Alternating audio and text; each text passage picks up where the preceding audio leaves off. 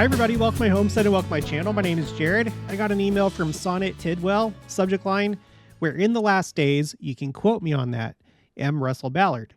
And then in the email, hey Jared, didn't know if you had this on your spreadsheets or not. And no, I didn't. She provides the link and then says, take care, Sonnet. So I will show you the spreadsheet that I put this on. And this is a pretty amazing quote. I'm excited about it. Before we do that, I have updated the tracker for the Flood the Earth Challenge. I've added a new category, sealings. I had recently added endowments because somebody reported that a person went through the temple and got their endowments. Well, that same person is now sealed. So this is the first time that we've seen somebody go all the way, progress through all the different stages, receiving the Book of Mormon, missionaries, baptism, endowments, and now sealings. If your person that got baptized, if they went to the temple, please let me know, because now I'm tracking these things. And I've changed the colors and the format a little bit on the tracker. I think this makes more sense. The process starts here with you, the participants. We're at 1,060 people that have joined this challenge.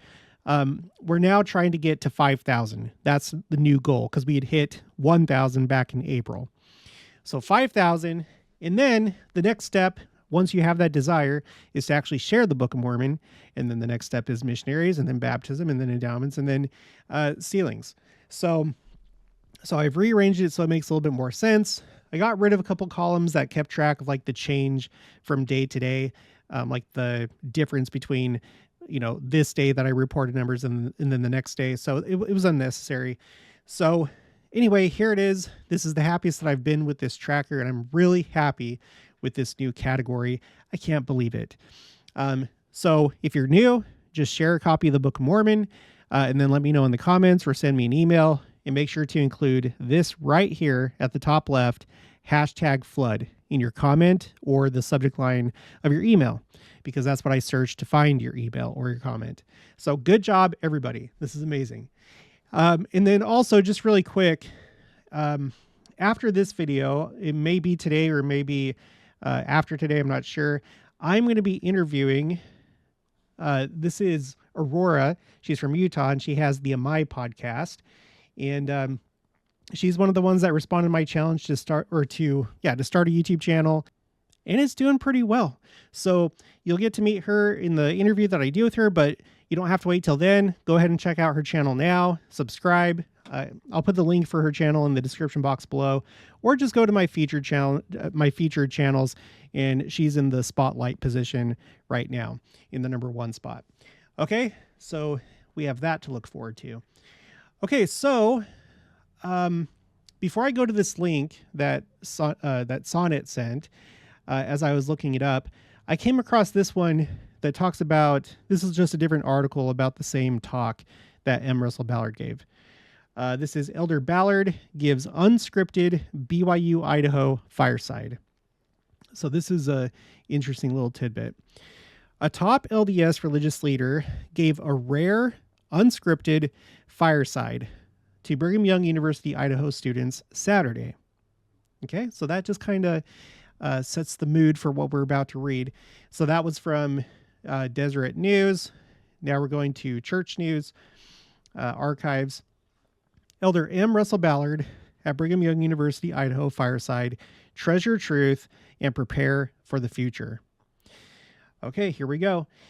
In an address during a fireside at BYU Idaho in Rexburg, Elder M. Russell Ballard of the Quorum of the 12 talked about the fulfillment of prophecies regarding the last days, as well as the fallibility of the philosophies of men.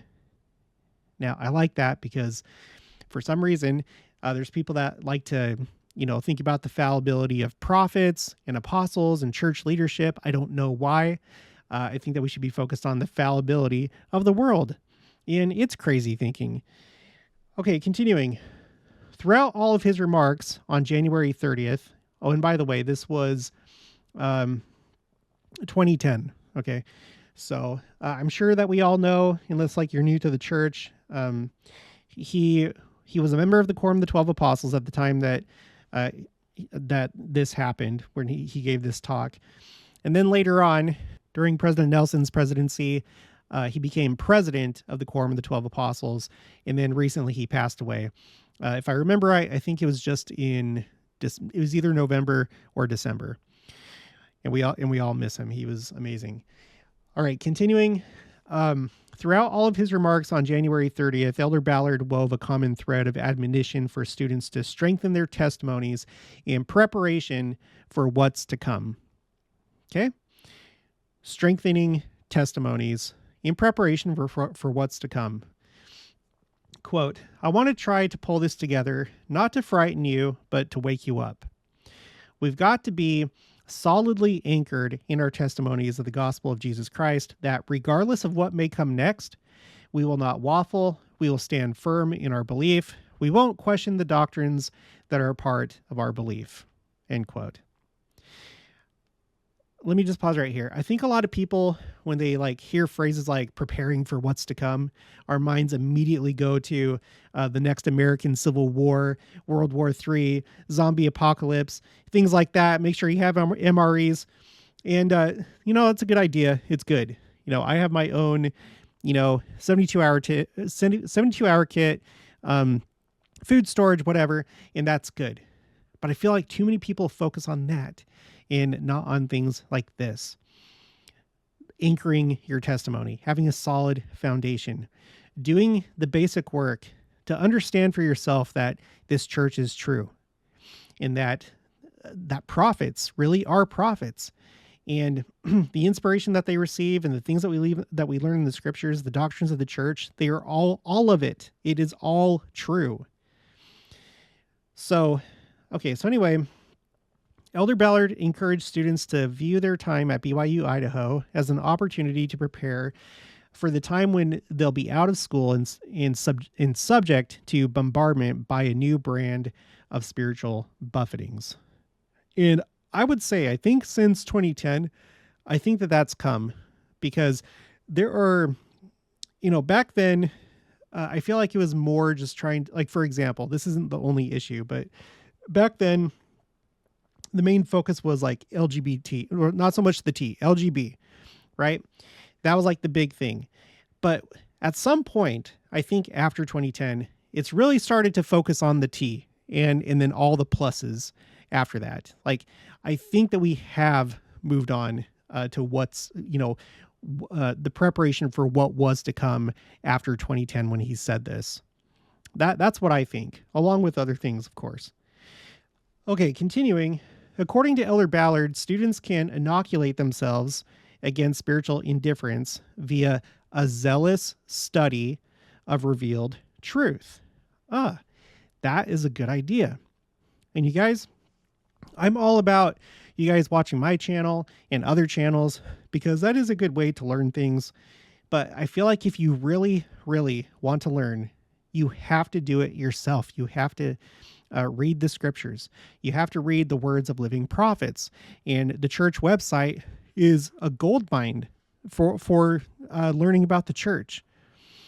And then there's other sources too, like the BYU Scripture Citation Index. And I recently read a quote where Boyd K. Packer said that you should do something like what I'm doing right here. You should collect quotes. You should have some kind of system where you file what you learn. And I think that this is a good way of doing it. Spreadsheets are amazing. So this is how you can easily refer back to things. You can use mine. It'd be good if you did this exercise yourself. You can copy anything that you want for my spreadsheets. The link for my spreadsheets is in the description box below. But when you learn and you live the gospel and you pray, you really do get a solid testimony. You really, really do. But a key part is learning. You can't just be stagnant. You have to actively learn, and not just by watching YouTube videos. Okay, let's get back to this. Okay, excerpting entire passages of scripture from Matthew 24, which is the big second coming chapter of Matthew and of the New Testament. 2 Nephi 28 and Mormon 8. Elder Ballard firmly established that ancient prophecies regarding the last days preceding the Savior's second coming aren't just being fulfilled, but are coming to pass at an accelerated rate. There it is right there. They're not just being fulfilled, it's accelerating. So I don't understand how anybody says it's 50 years away, 75, 100 years away, whatever.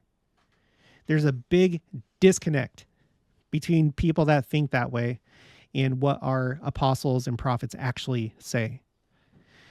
Okay, quote, I'm telling you what the Savior said would be the signs of the acceleration towards that day when he shall come.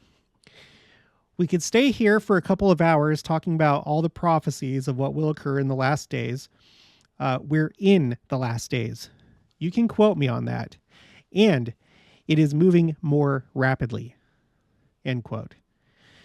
Conditions that Elder Ballard specifically cited as fulfillment of prophecy in Signs of the Times include, quote, pornography and how real affection and how true and real love are being disturbed by Satan and his minions. See Matthew 24:12.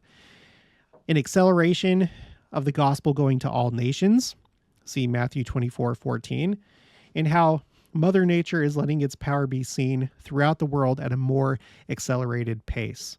See Mormon 8 verses 30 to 31. He's saying this back in 2010. And even back then, I felt like things were picking up with all these things, But really, ever since I started this channel, probably ever since 2020, or maybe just since President Nelson's presidency, I feel like things have gone to a whole new level with acceleration. And like Elder Neil A. Maxwell said, a compression of events. But yeah, this whole thing with Mother Nature, that is accelerating. And I know that for sure. Let me show you how I know that. For one, I can't do this anymore, but if you've been watching my channel for a little while, I think I actually stopped doing this in December, but I tried to track all these crazy events going on. It was a lot of flooding events, crazy flooding in major cities, where, roads turn into raging rivers and stuff like that. And then fires and earthquakes and riots and stuff like that. I tried to do it. But with as much as I do on this channel, it was too much. I wish so bad I could keep doing this. I wish there was a way I could just do a simplified version, but it's just so much work. But there were some pretty extraordinary things going on while I was doing this. You see this big white line right here, this huge area. That's the area that was affected by the Canadian wildfires of last year. Canada had its largest wildfire season in recorded history last year, and smoke filled the skies of the United States, Canada, of course, and all the way over to Portugal and Spain. It was a significant event, right? But there was so much more. So I've tried to do that, but I have a few other things that I really think tell a story. So this is on my spreadsheet called Signs, Volcanoes, Year, by year instead of weekly. So I got this from the Smithsonian's volcano portion of their website. They have these reports, and I took their data and put together these charts. So I have total. Okay, so on this side I have since 1960 because that's how far back it goes on the Smithsonian website, and then since 2010. So this is total eruptions per year. Now since 2010, if anything, it's kind of a downward trend, but for since 1960, it's definitely an upward trend. The website says that it's due to reporting criteria, and I'm sure that's partially true. I don't think that it's solely that, though. That's just my own feeling. So you make up your own mind. This is new eruptions. So this is total eruptions. The next one down here is new eruptions, and that also has an upward trend, but not since 2010. If anything from 2010, it's gone down. And then active volcanoes per year since 1960, that's also an upward trend. And then for 2010, it's slightly upward. So it seems to me, and I've heard President Dallenate jokes and also Joseph Fielding Smith talk about how people dismiss it as, oh, well, we have better equipment or we have new, reporting criteria. And again, I'm not saying that that's completely false, but I don't know. I feel like it probably is. I feel like it probably is because there are other things to look at, which you might say, well, it's completely separate. Volcanoes are different from wildfires. Volcanoes are different from hurricanes. But the thing is, when you take it all together, they all seem to be increasing as though there's a connection between them. And I think that connection is we're approaching the second coming. So that's why I tend to doubt that it's simply, it's a difference in how we measure things or whatever. It's just my own personal opinion. Here's another one. This was something that I was trying to do. I can update this at some point, but they also put out this like weekly report. And so this is eruptions by week since 2020. So not since 2010, 2020. And that has seen an upwards trend. And with this, there's no excuse that I know of different instruments or tools or reporting methods. Okay? You don't have that excuse since 2020 that I know of, or at least they haven't mentioned that on their website. So at least since 2020, it is going up. So there's that with volcanoes. With earthquakes, this is not the total number of earthquakes. This is death toll by year. And you see two gigantic spikes. One happened in 2004, the same year that President Oaks gave a talk about the second coming and said what to look for, what the signs are. And he did a bullet point list and he talked about earthquakes and tsunamis. And lo and behold, the day after Christmas, 2004, there was a gigantic earthquake and tsunami, and it killed over 200,000 people. And then in 2010, there was that Haitian earthquake that killed over 200,000 people. But the point is, this goes back to, 1985. And it's just looking at death toll. You can see that things have gotten pretty deadly. And then last year was also a relatively deadly year because you had that earthquake in Turkey. It affected Turkey and Syria. And it's the one that caused that olive grove, which was on amount of olives in Turkey, to split in two. Just like what's going to happen in Jerusalem with the Mount of Olives on the east side of the city. So deadly earthquakes. Here's the total of earthquakes by year from 1985 until now.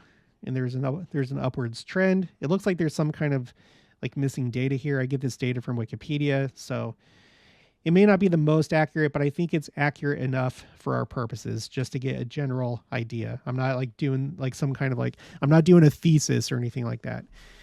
And then this is earthquakes that are 5.0 or above for that same time period. And you can see there's an upwards trend. Okay, so volcanoes, earthquakes. Here's hurricanes, total hurricanes by year. That's an upwards trend. And I recently did a video talking about the forecast for this year, at least for the North Atlantic, not so much for the Pacific, but for the Atlantic. According to what I researched, NOAA put out its most aggressive forecast for hurricanes for the North Atlantic this year.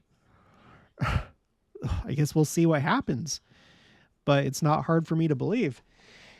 So total hurricanes by year. And then this is a little bit more dramatic. This is major hurricanes by year, which is defined as a category 3 or above. This goes back to, that's 1916. Well, back to 1914 until present. So this one's pretty dramatic. I mean, look at the 1980s right here, where my mouse is. Look at the 80s compared to the years that followed, or, the decades that followed. And then This is just the total number of storms. So that would include not just hurricanes, but also, I believe that also includes tropical storms and tropical depressions. Okay. So you have that. And then this is probably, I feel like this is the one that I have the most confidence in. And this is a spreadsheet where I'm keeping track of the largest or deadliest or most destructive wildfires. So if it's one of those three if it falls into one of those three categories, then I put it on the spreadsheet. This is for provinces, states, territories, as well as countries. Okay. As well as, these economic blocks like the European Union. Okay. So this is actually really, really dramatic. This is really dramatic. Let me just show you. So I counted all these up.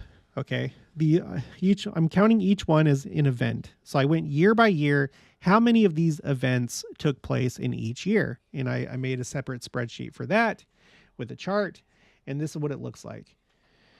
Okay. So this is what I have. Now it's not complete, but I will tell you that I've looked at all the major places that typically have wildfires. So countries like the United States, Canada, Russia, and then states that typically have, I've searched pretty much all the United States, and I think I have mostly all the largest wildfires for each state. Some of them don't really report anything because there's nothing really to report. Like you look for the largest wildfire in Vermont, like you think you're going to find anything for that. So for states that have substantial wildfires, I think I got them all. And then all the main countries that experience wildfires and have large wildfires. But this is what it looks like when you total it up. 2023 was a really bad year for wildfires. Before that, it was 2020. So this, I feel like, is a very powerful symbol or a foreshadowing of the second coming, because the main feature of Christ's coming, one of the main features is that the world's going to be burned. It's going to be burned. During the time of Noah, there was a flood. The earth was baptized with water. When he comes at the second coming, there's going to be fire. Now, I've done a study into what kind of fire that's going to be. Is it going to be actual fire? It seems like when you put all the teachings together, it seems like the fire is going to be the glory of Christ and all the other celestial resurrected beings, that which is corrupt won't be able to abide their presence. They're going to wither, whatever that looks like. So I don't think it's going to be like flaming fire sweeping across the world, although maybe there will be some actual fire. I have no idea. But whatever the case, I think that wildfires, what we're seeing here is a pretty good foreshadowing of what's going to happen. And interestingly, I know I've repeated this many times, but there's always new people joining the channel. In President Nelson's talk called Come Follow Me, Russell M. Nelson. So this was given 5 years ago. And this is the only time that I've seen a prophet say this. So first he shows Paradise, California, which was burnt before that conference. An entire town, or virtually the entire town, was destroyed by fire. And then, so he shows that and talks about how he went there and stuff. And then later on, he says, now, as president of his church, I plead with you who have distanced yourselves from the church, and with you who have not yet really sought to know that the Savior's church has been restored. Do the spiritual work to find out for yourselves, and please do it now. Time is running out. And again, I don't play clips of General Conference on my channel, but you can go watch it and watch his body language and his facial expression and his pause and his emphasis on these words. You can tell he really means it. He's not just saying, make sure to do it before you die. You want to make sure to take care of these things before your time comes. No, I think it was more along the lines of before this comes to a town near you.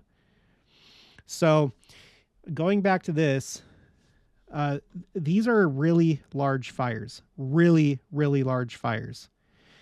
So, for example, this year, excuse me, we had Texas. Texas is a large state. So, in order to have, like, to beat a previous record, it has to be really big because Texas is a large state. If you're looking at some place like Delaware or New Hampshire or Maine, even, it's probably not going to be that, it's not going to be like that crazy. You understand what I mean?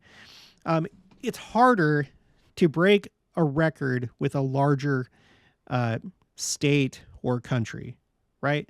So you have Texas this year. Last year, like I said, Canada had its largest wildfire season on record, as well as the European Union. Those are two really large areas, geographically speaking. In 2021, Russia, right? Russia's huge. You have California. California had its worst wildfire season in 2020, as well as its largest single fire.